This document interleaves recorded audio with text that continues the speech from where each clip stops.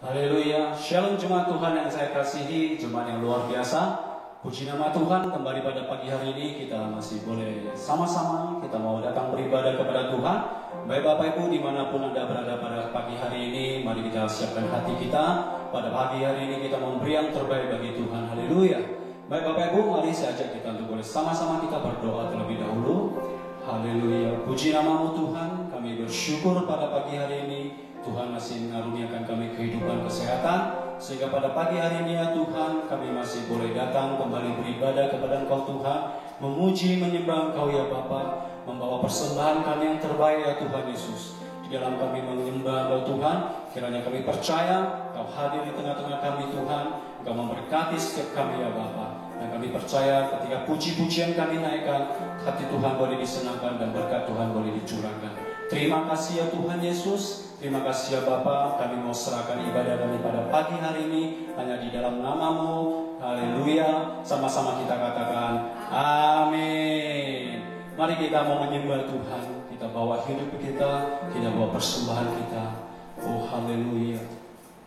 Syakarabarabaya, syakarabarabaya. Sebab kasih setia-Mu begitu besar Tuhan Yesus. Kau menyertai setiap kami. Kau tidak pernah meninggalkan kami ya Bapa. Haleluya Tuhan.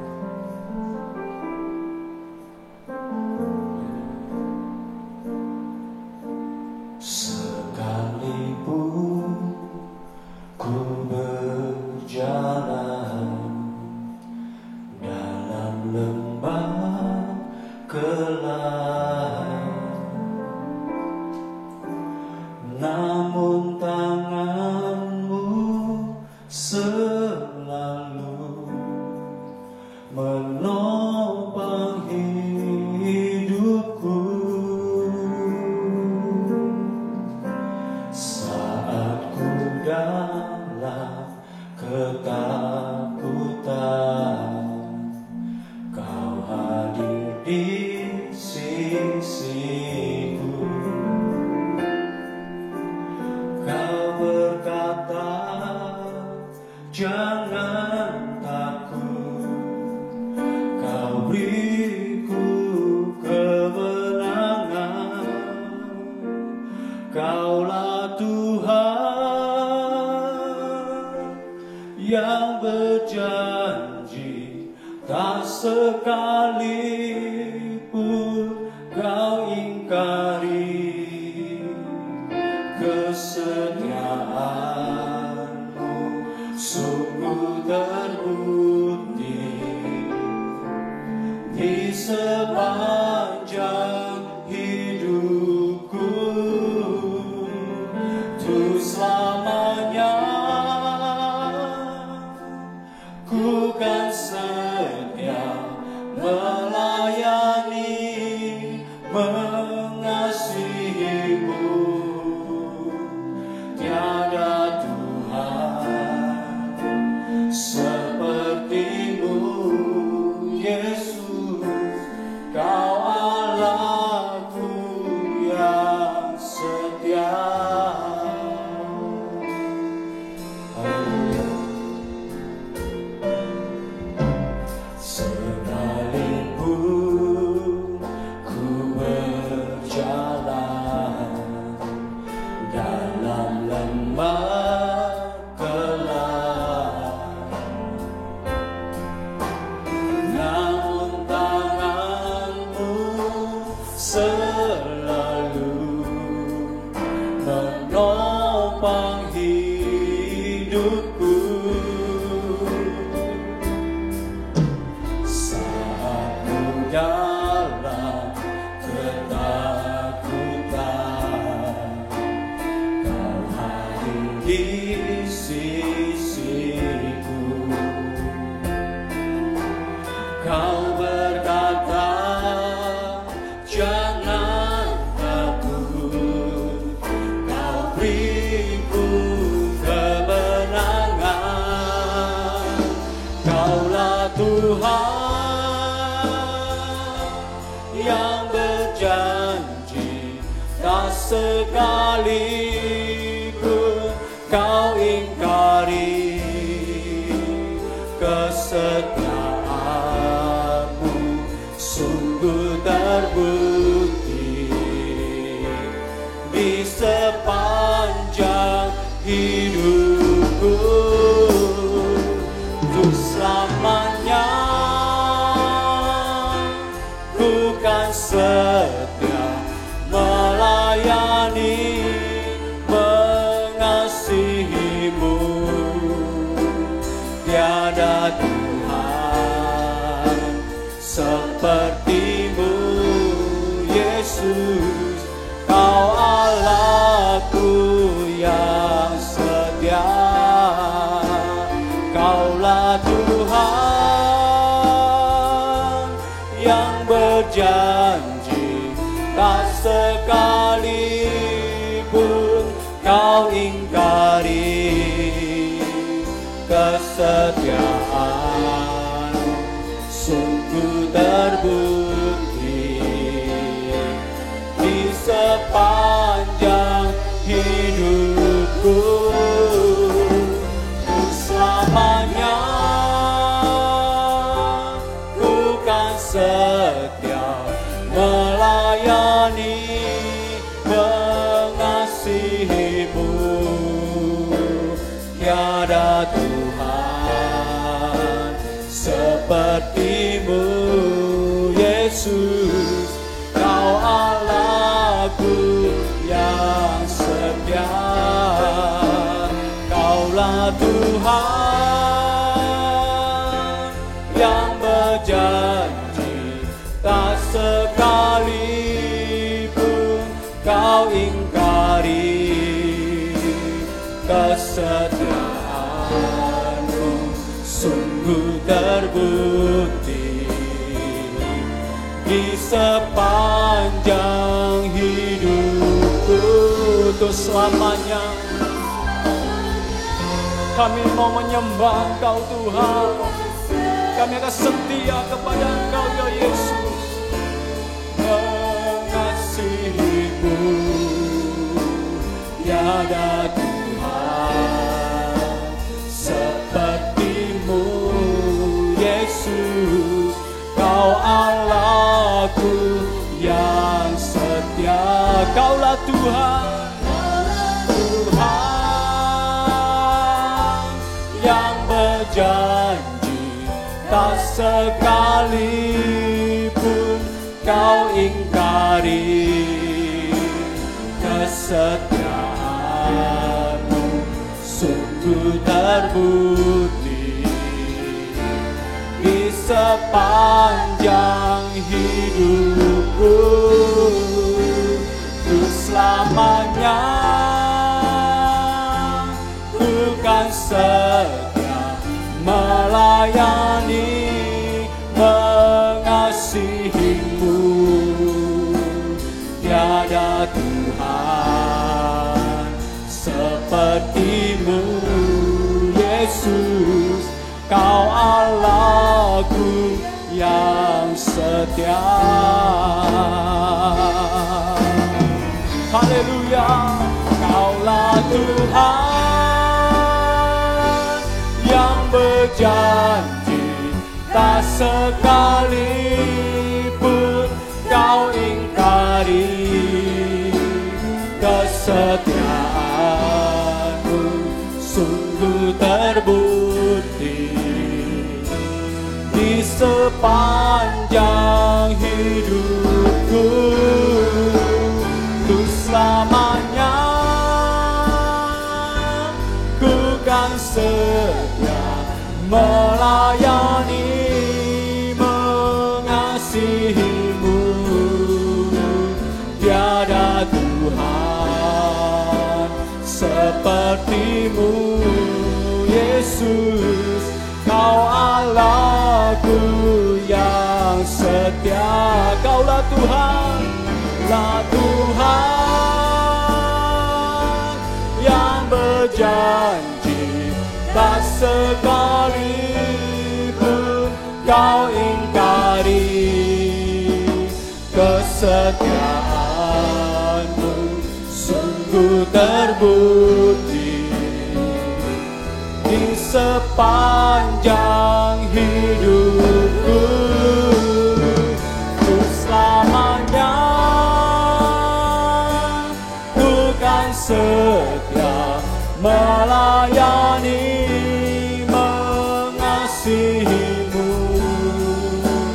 Tiada Tuhan sepertimu, Yesus, Kau Allahku yang setia.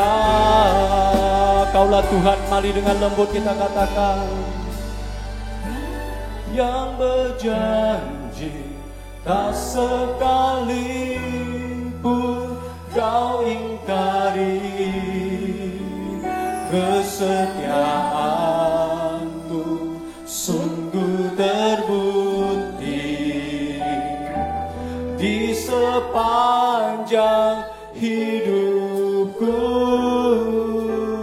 tuh selamanya ku kan setia melayani, mengasihimu. Tiada Tuhan sepertimu, Yesus, Kau Allahku yang setia. Mari dengan lembut katakan, Kaulah Tuhan yang berjanji tak sekalipun Kau ingkari, kesetiaanmu sungguh terbukti di sepanjang hidupku, tuh selamanya ku kan setia melayani, mengasihimu. Tiada Tuhan sepertimu, Yesus, Kau Allahku yang setia. Tiada Tuhan, tiada Tuhan sepertimu, Yesus, Kau Allahku yang setia. Mari kita angkat penyembahan kita. Mari kita masuk lebih dalam lewat penyembahan kita. Haleluya. Oh, Kau Allah yang setia. Oh, Kau Allah yang setia. Allah yang tak pernah tinggalkan kami. Oh, selalu baik, selalu baik. Terima kasih Tuhan, kami bersyukur memiliki Allah seperti-Mu, Allah yang setia, tak pernah tinggalkan kami, selalu menyertai. Oh,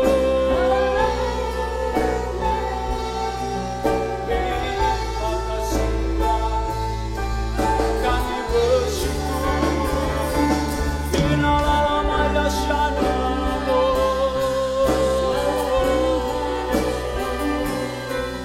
inalamaya shanamaya se.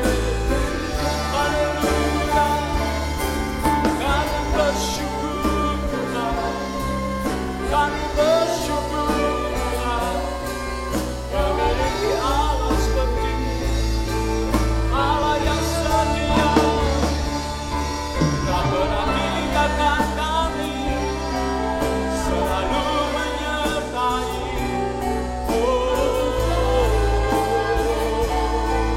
Inalamaya shanamaya se. Haleluya.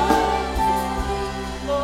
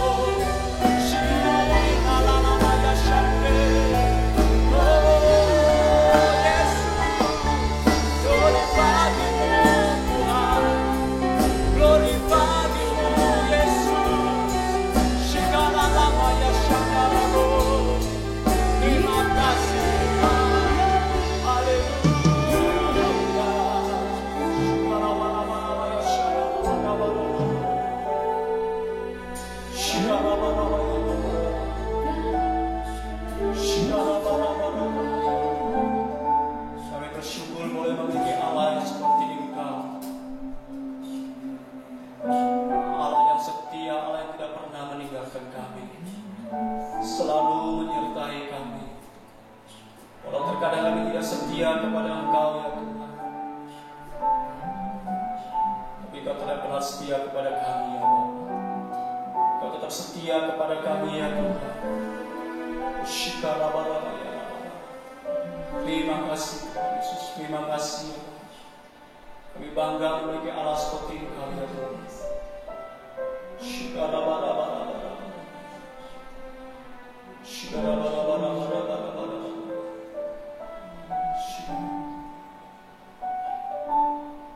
Sebab kasih setiamu lebih dari hidup, kebaikanmu melimpah atasku. Jiwaku melekat kepadamu Tuhan, betapa ku merindukanmu. Sebab kasih setiamu, sebab kasih setiamu lebih dari hidup, kebaikanmu melimpah atasku. Jiwaku melekat kepadamu Tuhan, betapa ku merindukanmu. Haleluya. Sebab kasih setiamu lebih dari hidup, kebaikanmu melimpah atasku. Jiwaku melekat kepadamu Tuhan, betapa ku merindukanmu. Sebab kasih setiamu lebih dari hidup, kebaikanmu melimpah atasku. Jiwaku melekat kepadamu Tuhan, betapa ku merindukanmu. Sebab kasih setiamu, haleluya. Mari dengan dahsyat katakan, sebab kasih setiamu lebih dari hidup, kebaikanmu melimpah atasku. Jiwaku melekat kepadamu Tuhan, betapa ku merindukanmu. Sekali lagi sama-sama katakan, sebab kasih setiamu lebih dari hidup, kebaikanmu melimpah atasku. Jiwaku melekat kepadamu Tuhan, betapa ku merindukanmu. Betapa ku merindukanmu. Betapa ku merindukanmu.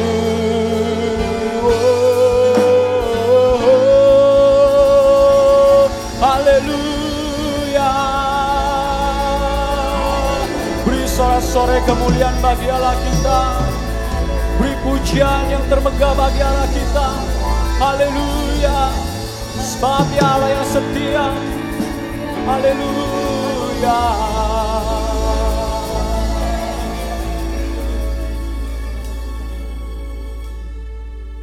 Shalom jemaat GKB Antioquia Tebing Tinggi yang saya kasih, apa kabar semuanya?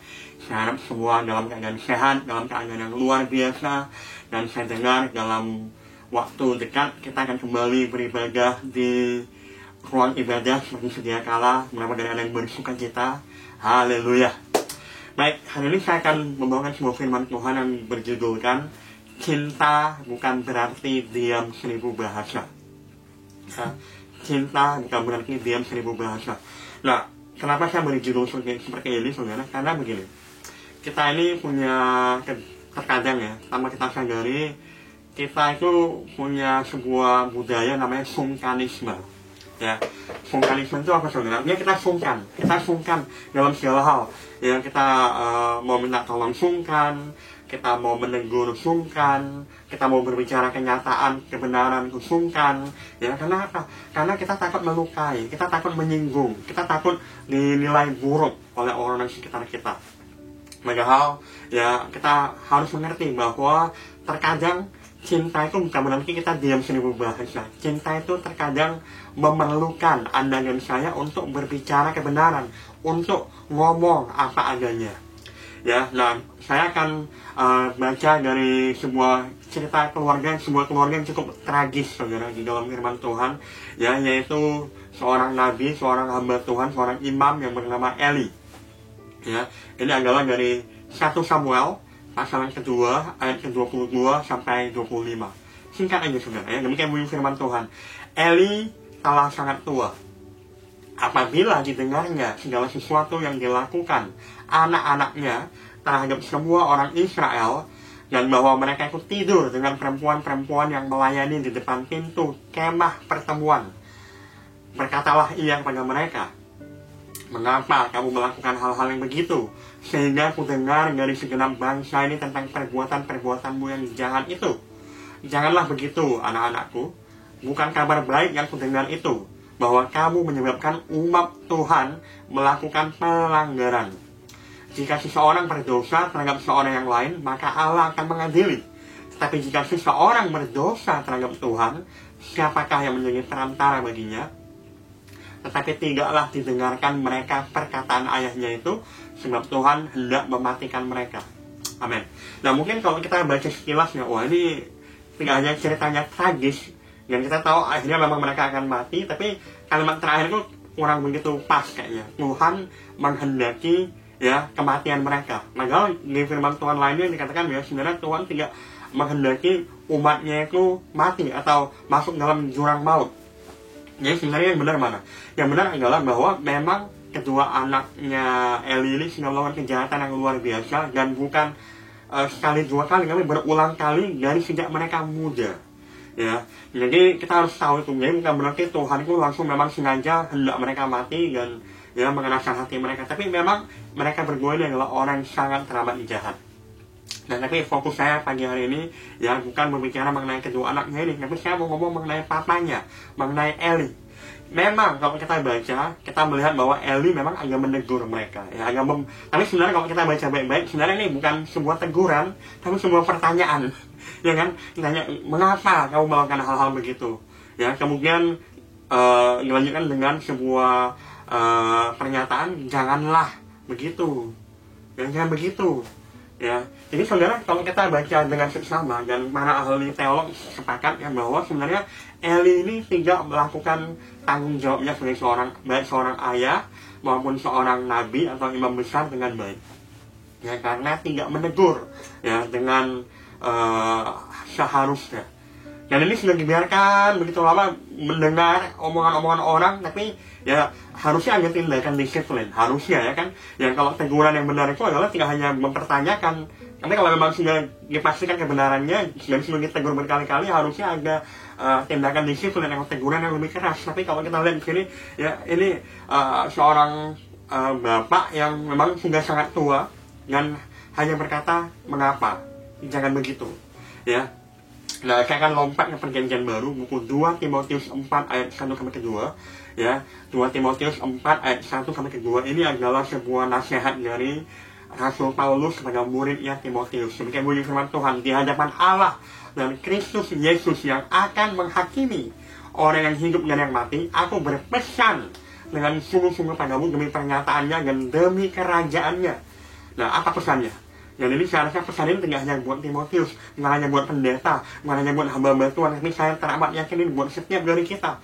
Ya, beritakanlah firman, siap sedialah baik atau tidak baik waktunya, nyatakanlah apa yang salah, tegurlah, dan nasihatilah dengan segala kesabaran dan pengajaran. Oke, sekali lagi ya. Beritakanlah firman, siap sedialah baik atau tidak baik waktunya, nyatakanlah apa yang salah, tegurlah, dan nasihatilah dengan segala kesabaran dan pengajaran. Amin. Dan jadi saudara, ini bukan hanya pesan Paulus ya untuk pendeta-pendeta, ayo kabarkan Injil dan pakai mimbar ya untuk menegur orang, pakai mimbar untuk menembak orang. Bukan itu saudara, tapi sebenarnya ini pernyataan yang sangat khusus ini ditujukan kepada setiap dari kita. Kita ini semua adalah hamba-hamba Tuhan, kita ini semua adalah anak-anak Allah, kita semua dipanggil untuk memberitakan Injil. Nah, tapi terkadang memberitakan Injil atau memberitakan firman bukan hanya berbicara mengenai yang kita ngomong pada orang yang belum kenal Tuhan mengenai Kristus Yesus. Memang itu termasuk salah satu dalam pemberitaan Injil. Tapi terkadang kita juga harus memberitakan firman atau memberitakan Injil kepada sesama rekan kita yang memang notabene orang Kristen, ya, baik teman-teman pelayanan, baik suami kita, istri kita, anak-anak kita, orang tua kita yang bahkan mungkin sudah mengaku atau menyebut dirinya orang Kristen, sudah bergereja, sudah percaya Tuhan, tapi tetap harus diberitakan Injil, tetap harus diberitakan firman, ya, untuk apa? Untuk menyatakan apa yang salah, untuk menegur dan menasihati. Ya, nah ketiga hal ini seolah-olah memang hal yang sama, ya kan, menyatakan hal yang salah, tegurlah dan nasihatilah. Nah kalau kita lihat saudara, yang sering-kali itu kita nggak mau menegur ya orang itu karena biasanya alasan utamanya dua. Yang pertama yaitu kan saya mencintai, saya mengasihi, ya, saya nggak mau melukai, ya, makanya saya tidak menegur, makanya saya tidak melakukan apa-apa, makanya saya diam, saya bahasa. Saudara, itu namanya bukan cinta, itu namanya menjerumuskan. Sekali saudara, kalau Anda mengaku bahwa Anda mencintai, tapi kalau Anda diam, seribu bahasa waktu melihat orang Anda kasih berjalan menuju jurang maut, itu namanya bukan mengasihi, itu namanya bukan mencintai, tapi menjerumuskan, saudara. Ya. Kemudian yang kedua, seringkali kita tidak mau menegur itu karena apa? Karena kita itu kembali lagi mengutip firman Tuhan. Yang Paulus sendiri pernah berkata, kalau bisa, ya usahakanlah perdamaian. Kalau bisa, kalau sebisa mungkin, seolah-olah tergantung pada kamu, ya usahakanlah perdamaian. Yesus sendiri di buku Matius, ya, dalam ucapan bahagia, dikatakan berbahagialah mereka yang membuat kedamaian. Ya, tapi saudara-saudara yang terkasih, kita itu salah kaprah membuat perdamaian atau menciptakan perdamaian itu bukan berarti kita tidak berbicara apa-apa atau tidak melakukan bagian kita dalam menegur, yang menasihati. Hanya karena kita mau namanya gerakan non-blok, ya nggak? Saudara, ya kita memang harus gerakan non-blok. Kita nggak pilih blok manapun. Tapi saudara, kita adalah blok kerajaan Allah. Kita harus sesuai kebenaran firman Tuhan.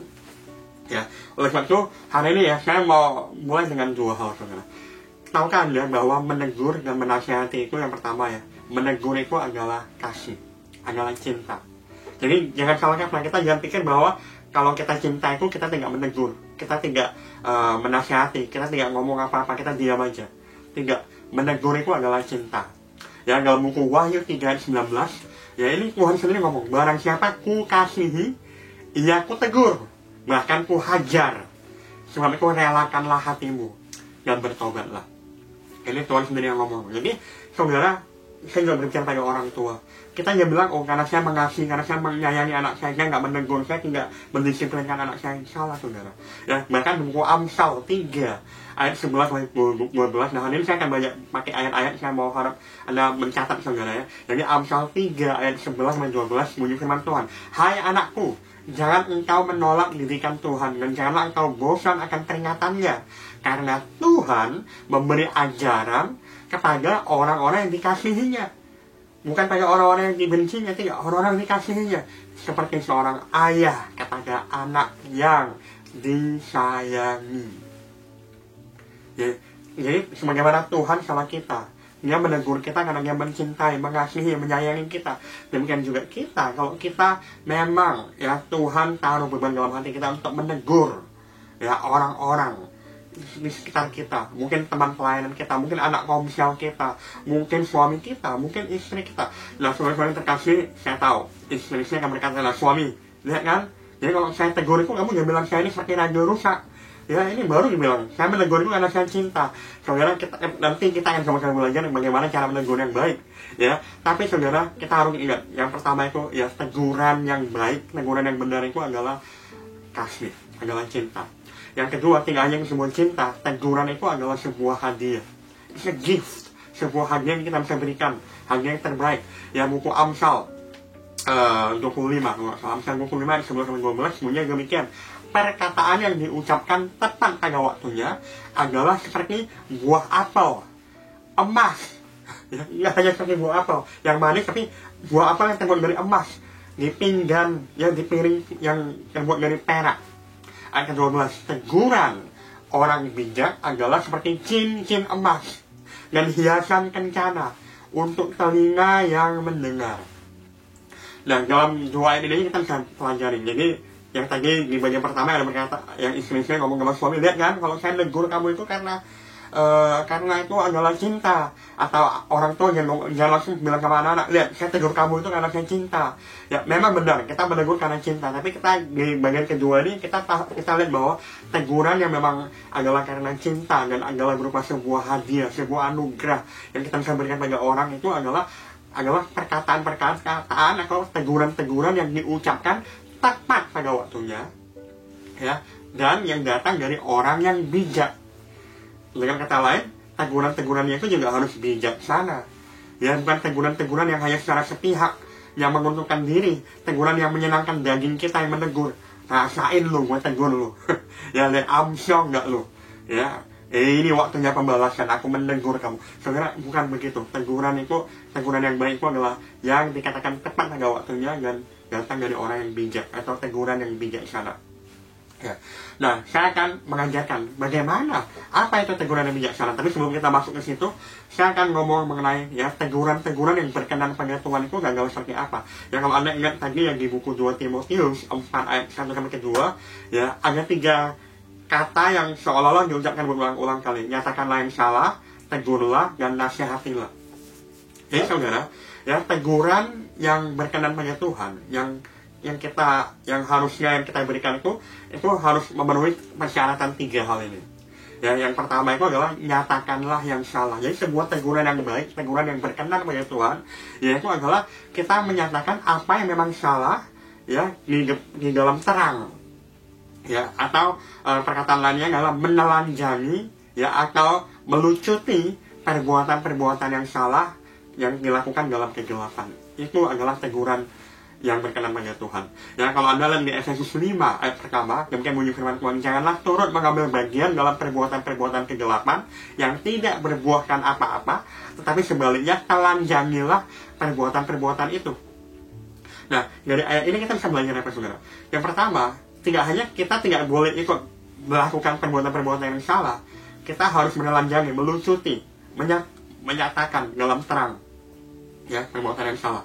Dan juga ini bisa berarti kalau kita tidak menelanjangi atau kalau kita tidak melucuti perbuatan-perbuatan yang salah yang dilakukan dalam kegelapan, dan secara tidak langsung kita turut mengambil bagian.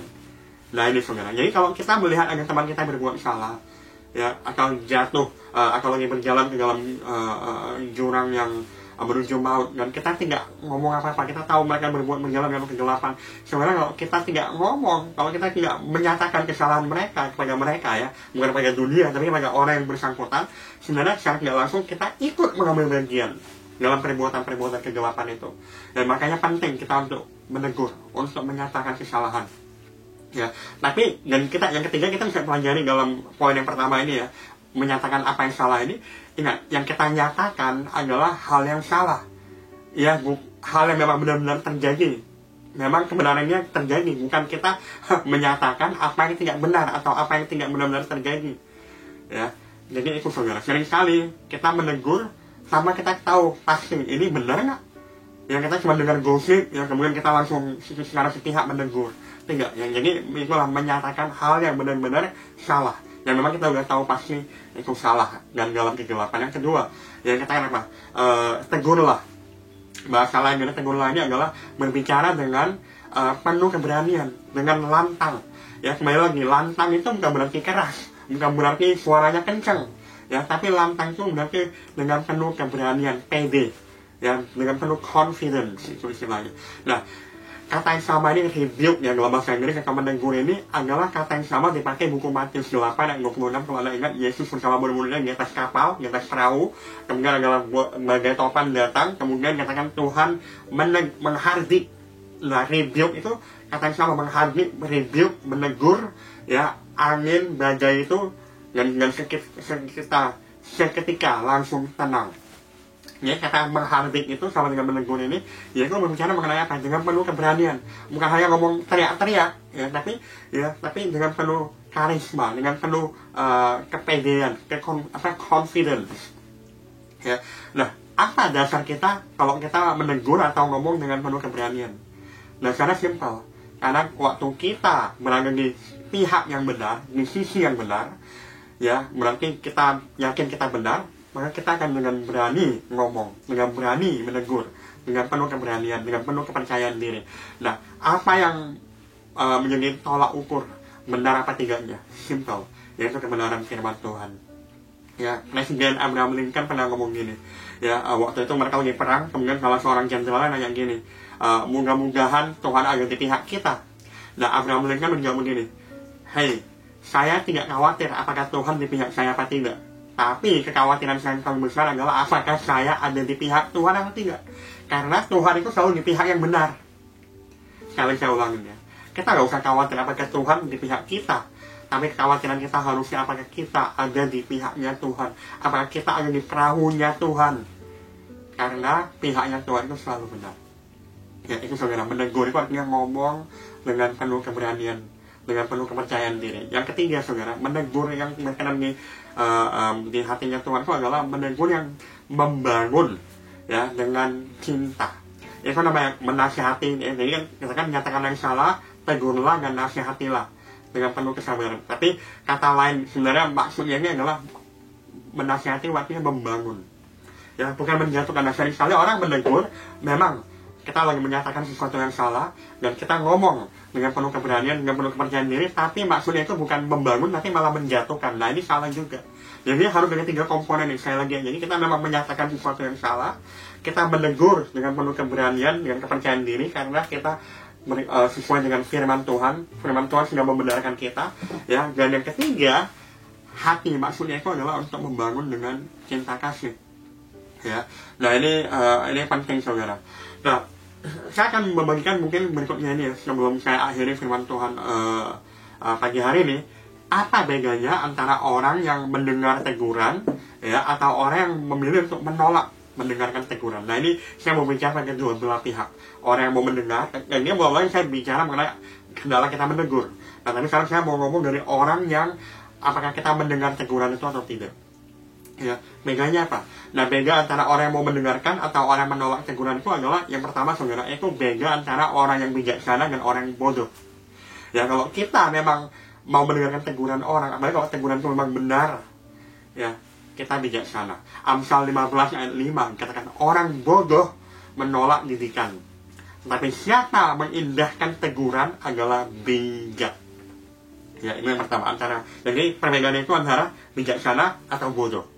Nah, yang kedua adalah, ya, apakah dia itu dihormati atau akan mengalami kemaluan, ya, kejatuhan, kemaluan itu sebenarnya. Jadi Amsal 13 ayat 18 katakan, kemiskinan dan cemooh menimpa orang yang mengabaikan didikan, tetapi siapa yang mengindahkan teguran, ia dihormati. Jadi ini bedanya itu antara kehormatan atau malah kemaluan, saudara. Ya, kemudian yang ketiga, bedanya apa, saudara? Antara orang yang mau mendengarkan atau tidak. Ya, itu bedanya adalah apakah mendapatkan atau malah kehilangan. Ya, Amsal 13 ayat 18. Amsal 15 ayat 31. Orang yang mengarahkan telinga kepada teguran itu membawa kepada kehidupan, akan tinggal di tengah-tengah orang bijak. Siapa mengabaikan didikan, membuang hidupnya, membuang dirinya sendiri.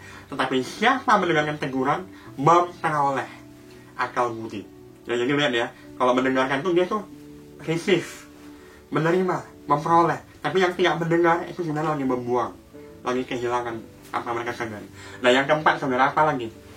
Orang yang mendengarkan itu, ya Anda tahu istilah lost and found. Ya, orang yang mau mendengarkan didikan, teguran itu adalah orang yang ditemukan, orang yang found. Ya, orang yang berjalan di jalan kehidupan, tapi orang yang tidak mau mendengarkan teguran itu adalah orang yang tersesat.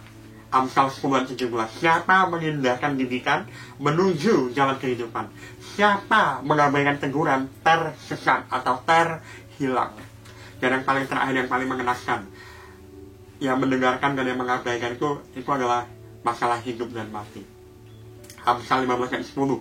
Didikan yang keras bagi orang yang meninggalkan jalan yang benar adalah bagi orang yang meninggalkan jalan yang benar, dan siapa benci kepada teguran akan mati. Saya ulangi, ini kalimat yang terakhir ya. Siapa yang benci, siapa yang mengabaikan, siapa yang tidak mendengarkan teguran akan mati. Oleh sebab itu, saudara-saudara yang terkasih, tadi mula-mula saya men-encourage, saya menasihati, hendaklah kita mau belajar menegur, ya, karena kita cinta. Tapi at the same time, hendaklah kita belajar mendengarkan teguran, karena ini ada perbedaannya, saudara. Bahkan perbedaannya itu antara hidup dan mati, antara memperoleh atau kehilangan, antara ditemukan atau terhilang, tersesat, ya, antara kebijaksanaan, antara orang bijak atau orang bodoh. Nah, yang terakhir, saudara, saya akan akhiri dengan ini, saudara, sebelum kita berdoa.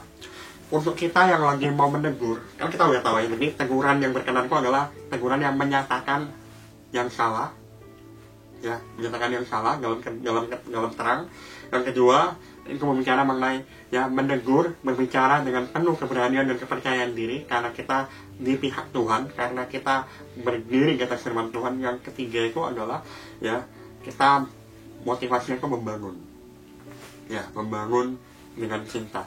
Nah, jadi oleh sebab itu simpel, saudara. Bagaimana kita kalau kita mau menegur seseorang, apa yang harus kita lakukan? Istri, kalau Anda mau menegur suami, ya, Anda tahu suami Anda lagi berada dalam jalan yang salah, atau orang tua mau menegur anak, atau PKS, ya, ketua kelompok sel mau menegur anak selnya, apa kita lakukan? Yang paling pertama, kita berdoa. Berdoa untuk hikmat, berdoa untuk hati yang dilembutkan, berdoa untuk waktu yang tepat. Ya, saudara, tadi kalau Anda bandingkan antara tadi, ya, di buku 2 Timotius dan buku Amsal, yang 2 Timotius katakan apa? Ya, siap sedia, baik waktu yang dalam segala waktu, ya, baik waktu yang baik maupun tidak. Tapi kemudian Amsal berkata, perkataan yang diucapkan, ya, tepat pada waktunya. Jadi, saudara, bukan persoalan apakah waktunya baik apa tidak. Karena sering sekali kita cari alasan, saya nanti aja saya ngomong karena waktunya tidak baik, kurang baik untuk ngomong. Nah, tapi kalau kita hanya menunggu waktu yang baik atau tidak baik, ya, itu kadang akhirnya menjadi penyesalan. Udah terlambat baru kita mau ngomong. Tapi yang harusnya kita lakukan adalah kita berdoa untuk waktu yang tepat, bukan untuk waktu yang baik atau tidak. Karena sering sekali, ya, kalau namanya teguran, tidak ada namanya waktu yang baik. Ya, karena kalau kita boleh jujur, siapa yang suka mendengar teguran? Tapi kita berdoa untuk waktu yang tepat, bukan waktu yang baik atau tidak. Ya, berdoa untuk hati yang dilembutkan. Paulus dalam Efesus 6 ayat 18 pernah berkata begini, dalam segala doa dan permohonan berdoalah setiap waktu, ya, untuk aku, ini kata Paulus, ya, supaya kepada aku, jika aku membuka mulutku, dikaruniakan perkataan yang benar, agar dengan keberanian aku memberitakan rahasia Injil yang kulayani sebagai utusan yang dipenjarakan. Berdoalah supaya dengan keberanian aku menyatakan bagaimana seharusnya aku bicara. Ya, Paulus hanya minta didoakan kalau lagi mau bicara. Sama kita kalau mau ngomong, mau menegur, kita doa dulu. Nah, kenapa kita perlu berdoa, saudara? Ada 5 hal, dengan cepat aja, saudara. Yang pertama, saya udah katakan ini, kita berdoa untuk memastikan waktunya benar. Yang kedua, kita juga dalam sembari kita berdoa dan menunggu, kita memastikan, ya, memang benar adanya orang itu lagi berjalan di dalam kegelapan. Ya, berita yang kita dengar itu, atau apa yang kita lihat, apa yang kita saksikan itu memang adalah benar adanya, kepastian yang benar. Yang jangan kita cuma mereka-reka, menebak-nebak. Yang kalau nggak jelas, tanya orangnya, ya, atau selidiki lebih lagi. Ya, yang nggak kalah penting, yang ketiga, saudara, kita harus pastikan hati kita udah benar. Selidiki hati kita dulu. Apa tujuan kita mau menegur? Apakah kita mau menegur hanya karena mau menjatuhkan? Apakah kita mau menegur hanya karena kita mau menjelekkan? Atau karena kita sombong, merasa, oh, saya ini lebih baik, dia itu lebih nggak baik, saya ini lebih rohani, dia itu orang berdosa. Ya, kalau hati kita nggak benar, ya, kita jangan menegur. Pastikan hati yang benar. Amsal 39, 23-25 katakan, selidikilah aku, ya Allah, kenalilah hatiku, ujilah aku. lihatlah apakah jalanku serong, dan tuntunlah aku di jalan yang kekal. Ya, kemudian yang keempat saudara, pastikan diri kita sudah benar dulu. Ya, Yesus pernah ngomong di Matius 7 ayat 5, jangan kamu menghakimi supaya kamu tidak jahat. Jadi maksudnya gini, yang kita menegur itu bukan karena kita menghakimi, walaupun terkadang memang kita menegur karena kita melihat sesuatu nggak benar. Ya, nah tapi maksudnya gini, sebelum kita menghakimi, sebelum kita menegur, kita lihat dulu, ya mengapa engkau melihat selumbar di mata saudaramu, sedangkan balok di dalam matamu tidak engkau ketahui. Ya, jadi saudara, hai orang munafik, keluarkanlah dahulu balok dari matamu, maka engkau akan melihat dengan jelas untuk mengeluarkan selumbar itu dari mata saudaramu.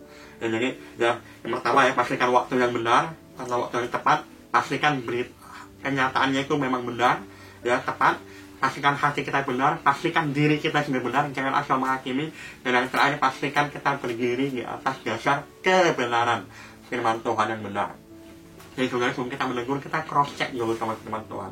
Ya, apakah ini memang benar apa tidak? Apakah memang ini cara yang terbaik? Cara menegur yang apakah ini memang sesuai dengan firman Tuhan atau tidak? Nah, kalau memang itu sudah tepat, yang terakhir saudara, paling terakhir, yang pertama kan berdoa, yang kedua yang saya ngomong pastikan 5 hal tadi ya, kebenaran tadi, yang ketiga saudara yang terakhir, ya kita hendaklah menegur dengan kelemah lembutan, yang tidak dengan kasar, tidak dengan nada bicara yang menjatuhkan. Ya, buku Galatia ayat 1 yang terakhir kemudian kita berdoa, saudara-saudara, kalaupun ya seorang kedapatan melakukan suatu pelanggaran, maka kamu yang rohani harus memimpin orang itu ke jalan yang benar dalam roh lemah lembut, sambil menjaga dirimu sendiri supaya kamu juga jangan kena pencobaan. Bertolong-tolonglah menanggung bebanmu, demikianlah kamu memenuhi hukum Kristus. Amin. Saudara-saudara yang terkasih, sebelum kita tutup ibadah kita hari ini, saya mau kita menyanyikan sebuah pujian, ajarilah kami saling mengasihi. Yang katakan adalah kasih itu pasti lemah lembut, kasih itu pasti saling memaafkan. Tapi saudara, kasih itu juga bukan berarti diam 1000 bahasa. Mari kita berdoa sama Tuhan. Kalau kita memang mengasihi, kalau kita memang mencintai, kita harus belajar untuk menegur. Tapi bukan asal menegur karena kita mau menjatuhkan, tapi kita menegur karena kita melihat sesuatu hal yang salah. Kita berbicara dengan penuh keberanian dan kepercayaan diri karena kita di pihak yang benar, berdiri atas firman Tuhan yang benar, dan di waktu yang benar, dan hati kita sudah benar, dan kita tujuannya adalah untuk membangun dengan kasih. Mari kita angkat pujian ini, sekaligus kita akan berdoa.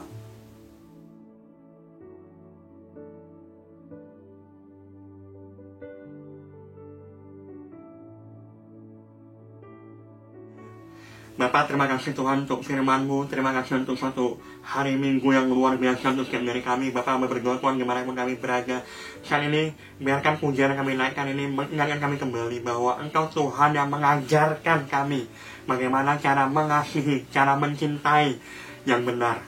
Dan sering sekali dalam mencintai dan dalam mengasihi, bukan berarti kita tutup sebelah mata waktu kita melihat orang-orang yang kita kasihi, saudara-saudari seiman kita, atau teman-teman kita berjalan terus masuk dalam jurang maut, saudara.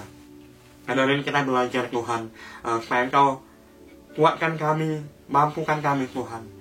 Kalau kami belajar hari ini bahwa cinta, bahwa kasih itu bukan berarti diam 1000 bahasa. Cinta itu adalah kita mau mendidik, kita mau mengajar, kita tidak mau tutup sebelah mata.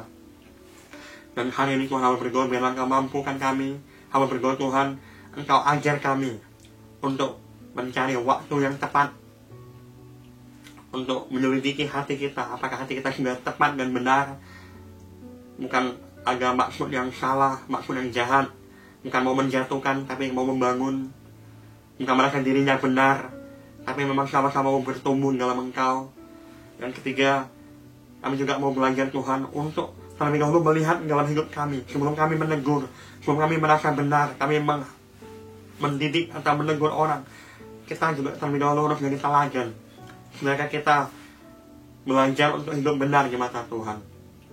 Yang keempat, apakah kita memang sesuai dengan firman Tuhan dalam kita menegur orang yang kita kasihi. Dan yang kalah pentingnya, apakah kita sudah memastikan kebenaran orang yang terjadi, apakah memang benar orang ini melakukan hal itu, dan kita harus menyatakan kepada orang tersebut. Kita belajar, saudara. Dan tentu saudara, gak kalah pentingnya kita belajar untuk menegur dengan kasih, dengan kelemah lembutan. Beda antara menegur dengan lantang dan menegur dengan suara keras.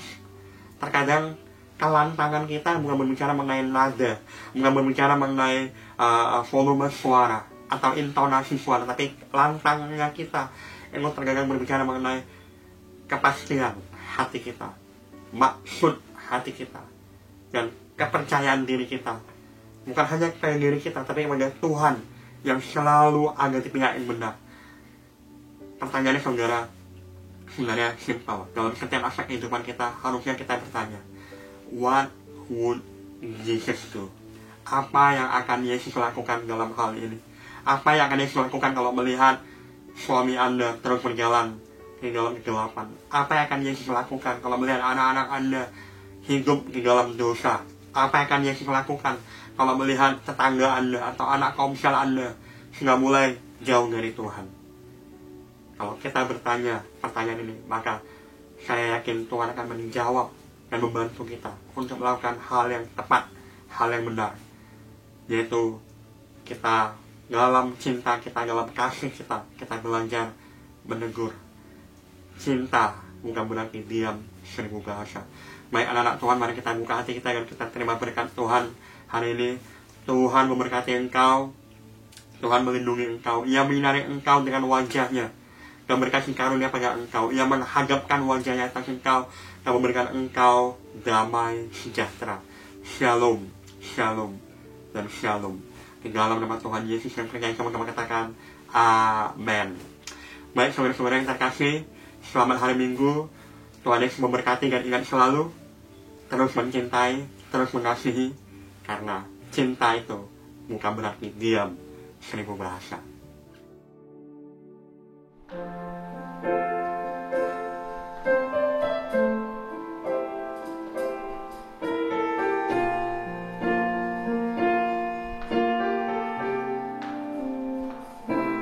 Andaikan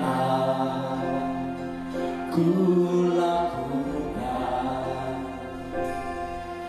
yang luhur mulia, jika tanpa kasih cinta hamba tak berguna.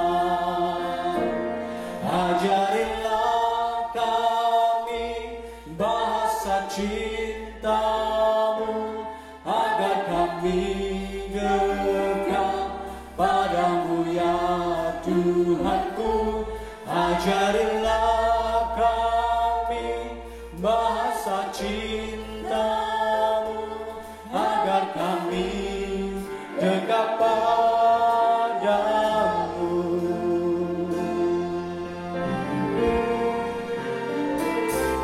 Andaikan aku pahami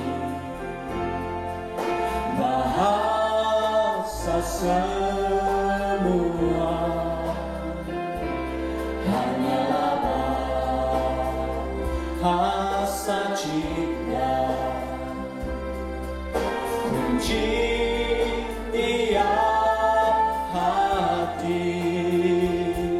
Ajarilah kami bahasa cintamu, agar kami dekat pada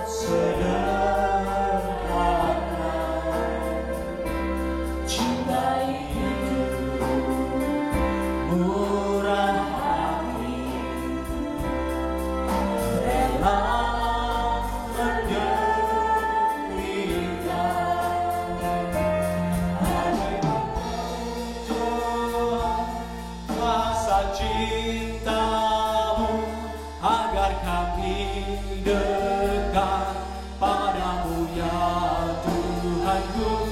Ajarilah kami bahasa cintamu, agar kami dekat padamu. Ajarilah kami bahasa cintamu, agar kami dekat padamu ya Tuhanku. Ajarilah kami bahasa cintamu, agar kami dekat padamu. Ajarilah kami bahasa cintamu, agar kami dekat padamu ya Tuhanku. Ajarilah kami bahasa cintamu, agar kami dekat padamu.